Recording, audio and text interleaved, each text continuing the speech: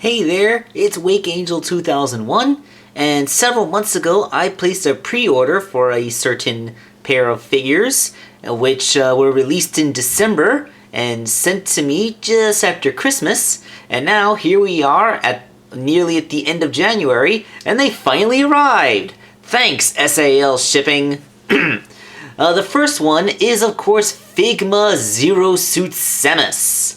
So let's get the figure out of the way for just a second so we can take a look at the box that it came in.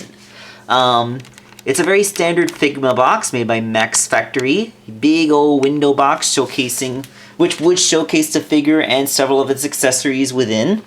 The top of the box has a really nice picture of Samus, as do the sides of it. You know, standard packaging. The back showing off a lot of cool poses that the figure can do, along with a bunch of Japanese text that I can't read. And there we go. Oh, so that is the box. So Zero Suit Samus comes with several accessories, including 7 alternate hands. I already put the gun in her gun-holding hand, or should I call it her stunner, because that's what it really does in the game. It's a stun gun. It is really hard to get the gun in and out of the hand, so when I finally managed to work it in there, I just left it. I figured, hey, this hand has a trigger finger to hold the gun, may as well just leave that gun in there, because what else am I going to do with that hand otherwise? And what am I going to do with the gun otherwise? Because there is no way to store the gun when she's not holding it.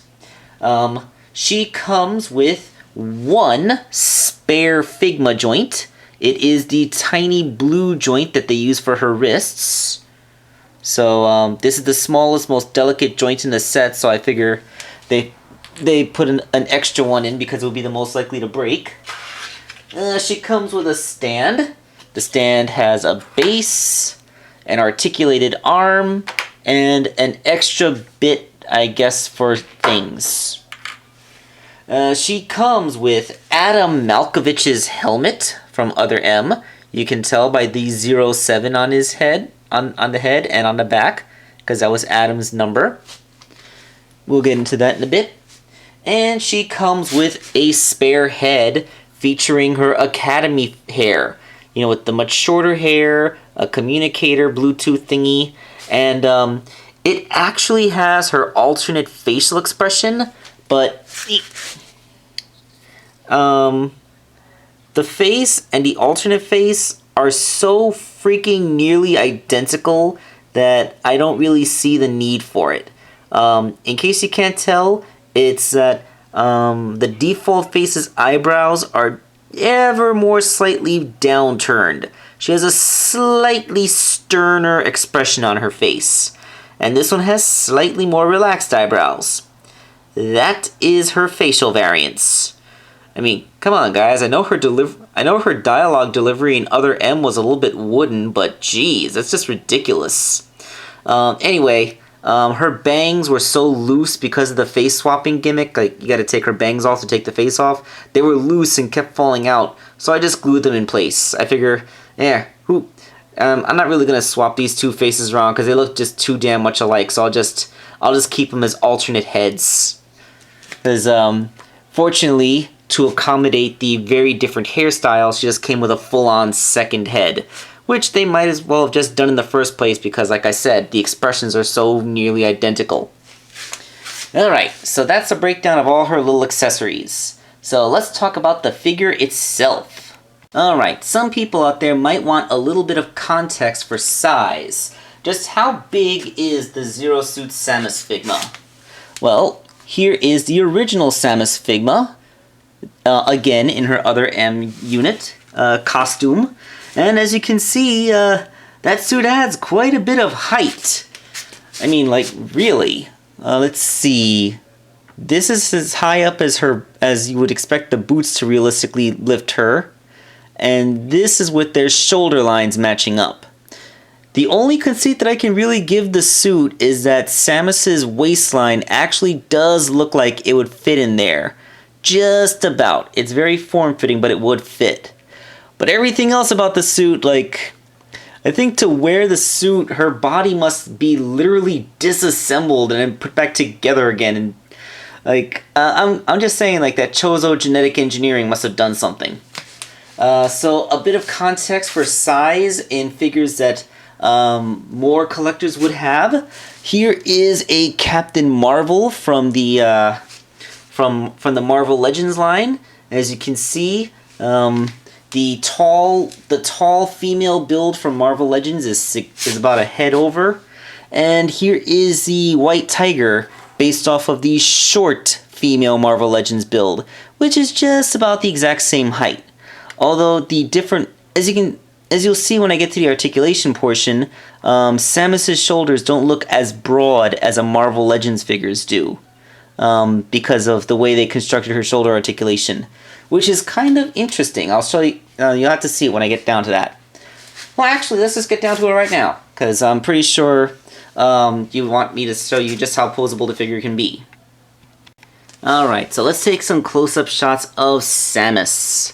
As you can see, if you look really closely, she has a very well done face. She has a tiny little mole under her lip, just like she does in the game model. Her hair is very well sculpted with that ponytail, and the ponytail is articulated. It is on a swivel, so you can rotate it around.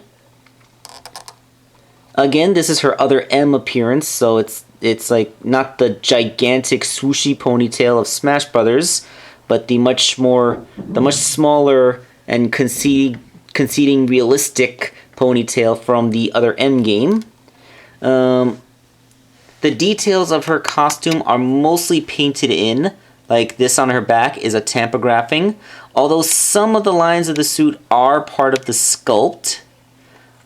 She has a holster permanently attached to her left thigh, and that little, I'm guessing that's supposed to be like the profile of a Chozo head as a logo. And going down to her little army high-heeled shoes, because I got nothing. So there's her torso doesn't have a waist cut swivel. This is probably just to keep the articulation, not the articulation. This is to keep in service of making the sculpt just that little bit smoother. And so let's actually do that. She has a figma joint in her head, so she can look up and down, tilt a bit, and of course rotate. Now her shoulders are really interesting. Like they have the basic universal joint where you would expect, but they also come out a bit, so you can get some more dynamic movements. It looks a little bit weird if you don't do it right, but with from the right angles, you can actually,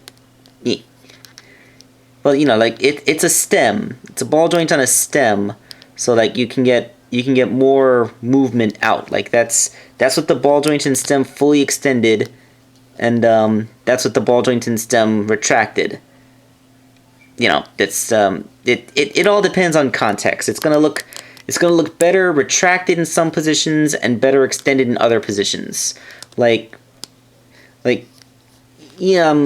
Referring back to the Marvel Legends, like this is what shoulders would look like on a Marvel Legends figure. Some people might think that she looks a little bit broad-shouldered, so being able to suck them in so that the shoulders are a little bit more narrow, some might say that captures a more feminine look. She has figma joints in her elbows, so they get a very good greater than 90-degree curl, very natural looking, and of course that affords a bicep swivel. The wrists are also attached by figma joints, so they rotate, and there's a hinge, although it's so tiny and so dark blue that it can sometimes be hard to find which direction the hinge is attached. Her torso is a ball joint. Oh, and in the packaging, there was like, I had to dismantle it and then put it back together again because they put a plastic sheet in there to prevent the paint from sticking and rubbing. And that did help because there is no paint rub. Yay. Nice to see that the packaging is actually accommodating to preventing damage, because, you know, you almost never can buy these things off a store shelf. They almost always had to be ordered online. At first, I thought that her hips were kind of limited for a Figma, especially like, you know, because that's as far out as I can get it. Although, and even on the leg that doesn't have the gun holster blocking the way, it can only go that far. But I looked in the instructions, and it says you can actually dislocate her hips just a little bit, which kind of breaks the sculpt a little bit. But just like with the shoulders, this affords her a much greater range in her joints, which, except that the stupid gun is still in the way, which will allow for much more dynamic posing. You know, like, more action-oriented. Alright, really, really deep knee swivel due to the way her leg is sculpted.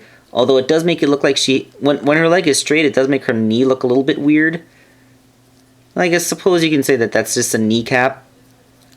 And of course she has Figma joint in her ankle. So depending on how you configure that, it can serve as a rocker. It can serve as a forward and back. It's a very versatile little joint. So yeah, plenty of room. Alright, so that's the breakdown of articulation. Let's see how she looks with her accessories. So as you can see, that Figma stand is very useful in keeping her in more dynamic poses, such as this one, which pretty much perfectly replicates the amiibo. Maybe her knee can't get quite as deep as the amiibo has it, but you know, it's pretty darn close. Oh, by the way, here's my custom Samus, just for a little bit of comparison. You know, at the time I went with the big swooshy hair because, you know, Smash Brothers, that's what she's based on. But, you know, my custom kind of sucks compared to this, so let's not do too much. So yeah, there's her blaster. Oh, and I should mention that the gun holster, it has a thingy which I forgot to show you, and that is the handle of her gun, which kind of sticks into the holster on her thigh. It's like this. See? Yeah, it's a very tiny piece, and it feels like it wedges in there, but it's not that tight a connection, so you gotta be really careful with it, or else it's falling out, and then you're spending 20 minutes crawling around your room trying to find the stupid thing on the floor. Because it's smaller than your nail, and on the ground, it just kind of looks like a random piece of plastic. So yeah, Samus.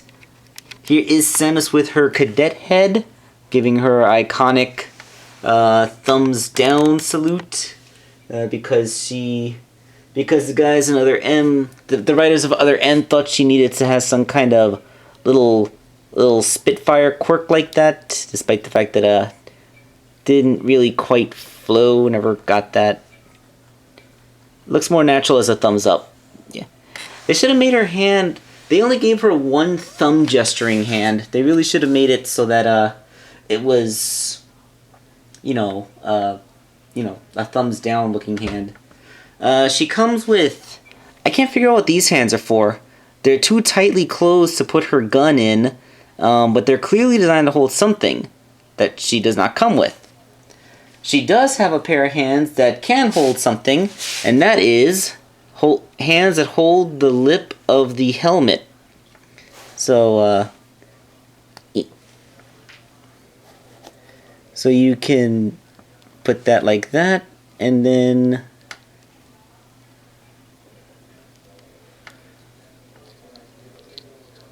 boom.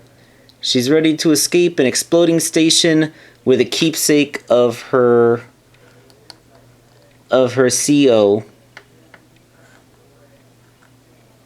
And of course she has a right hand that corresponds to that. They can do the same thing, but you know, it's cool that she can actually hold the helmet. Like, it's not just kind of wedged in there. She's legitimately holding it. And I know that this is probably one of the most important things that a lot of people will be asking. So, just to assuage any fears, yes, you can put her unhelmeted head onto the original body. Now, the peg is... the way her hair is sculpted, it kind of prevents it from going all the way down into the peg hole. So it is a bit of a loose connection, but it is tight enough for display. So you can totally have Samus. She just finished the mission, and she took her helmet off without taking off the rest of her suit. And when you're not trying to kajigger something in front of a camera, you can... there we go. So yeah, you can do that. So rejoice. Samus can totally hold her helmet while in her unhelmeted head is on her Chozo suit. And that looks pretty cool.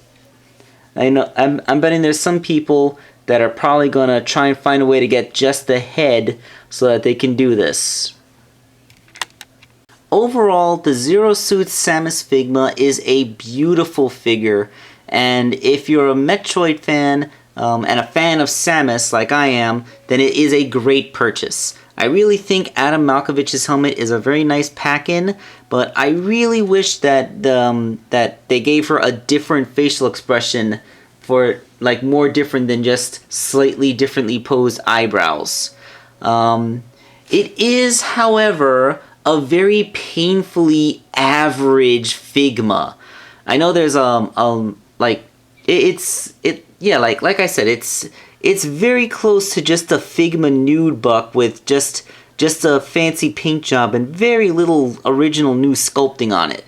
Like, it's very nice, and all of her details are very crisp, but I know that there's some people out there that just kind of expect more oomph from a Figma. So it's really good for fans, but it might not be your thing. I know the fact that it is the Other M Zero Suit Samus alone is probably going to be a turnoff for a lot of people, because Other M was such a divisive game. But I liked Other M, and you know, it's not that different from Smash Brothers Samus. I mean, like, the rocket stilettos hadn't been invented yet. Although, I guess when the figure was made, Smash Bros. 4 had already come out, so they could have made the rocket stiletto version. Also, I didn't really want to bring this up, but the amiibo kind of has bigger boobs. Yeah, I mean, compare the size of them. Like, yeah, she kind of has bigger boobs. I guess you can chalk that up to the difference between Smash Brothers and Other M. But still, it's good for fans of the Metroid franchise. Maybe if you are a hardcore, like if you've only ever taken like the upper echelons, like the top tier of the Figma, this thing's a very middling Figma quality might be a bit of a turnoff. So it's up to you. It's your choice. I'm personally glad I have her, and maybe you might find something to get out of her too. I ordered her from AmiAmi, and it cost like $40 and it took forever to get here. So this is Wakeangel2K1 signing off.